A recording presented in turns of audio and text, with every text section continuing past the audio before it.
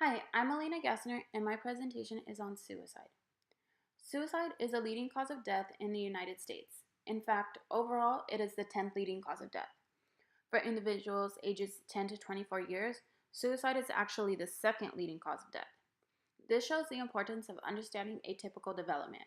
This knowledge will allow educators to provide prevention and intervention strategies. I will go on to discuss the biological, psychological, and societal systems that impact suicidal behaviors.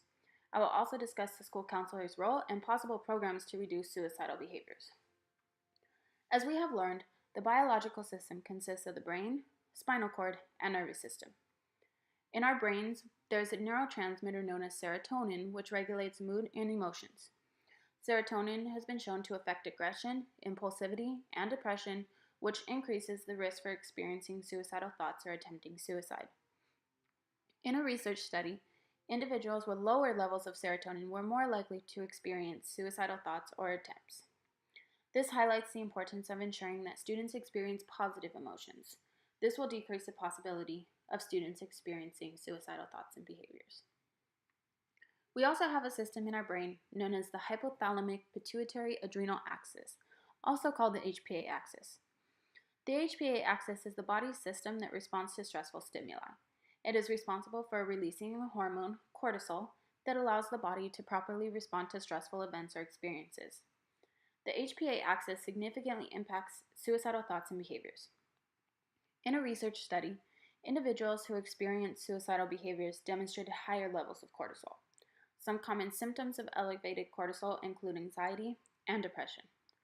Therefore, it is important for school counselors to reduce the amount of stress that students may experience, whether it be academic stress, social stress, or familial stress. This will allow the HPA axis to release appropriate amounts of cortisol and reduce feelings of anxiety, depression, and potentially suicide. The psychological system consists of an individual's thoughts and emotions. Research has shown that feelings of depression are predictors of suicidal behaviors, specifically in females. Feelings associated with stressful events also predict the possibility of experiencing suicidal thoughts or attempting suicide. Individuals who experience more stressors are at greater risk for suicide. The way in which individuals cope with the feelings of depression or stress also impacts the possibility of exhibiting suicidal behaviors. Those who demonstrate behaviors such as smoking, consuming alcohol, or engaging in sexual behaviors in response to depression or stressful experiences are more likely to exhibit suicidal thoughts or behaviors. This suggests the importance of providing students with different coping strategies in order for students to properly respond to feelings of depression or stress. Other feelings also impact the possibility of experiencing suicidal thoughts or attempting suicide. Feelings such as hopelessness, hostility, poor self-concept, and perceived levels of social support impact the possibility of experiencing suicidal thoughts and behaviors. Higher levels of hopelessness and internal hostility were associated with suicidal thoughts and behaviors. Individuals who held negative attitudes and beliefs about themselves were at greater risk for suicide.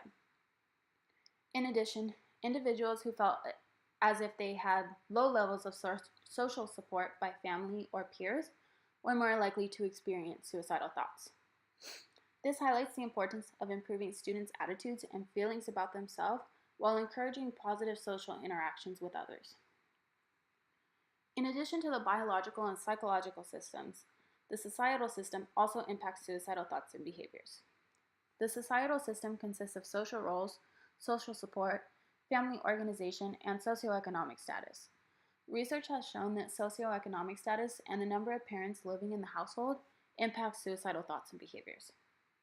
Individuals of low socioeconomic status or those living in poverty were more likely to experience suicidal thoughts.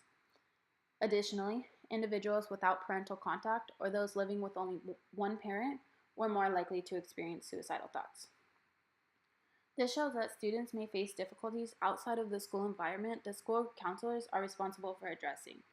The information from this research suggests that school counselors should strive to ensure that students are able to overcome any difficulties, even those that occur at home or in the community. Understanding the development of individuals who may have thoughts of suicide or engage in suicidal attempts is important for school counselors. It allows school counselors to properly identify at-risk students and provide the necessary support services, which will reduce the possibility of students attempting suicide. A research study examined school counselors' attitude toward their ability to identify students at risk for attempting suicide.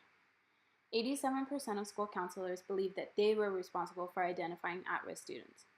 However, only 38% believed that they could identify at-risk students. This supports the importance of understanding atypical development that increases the risk for suicide.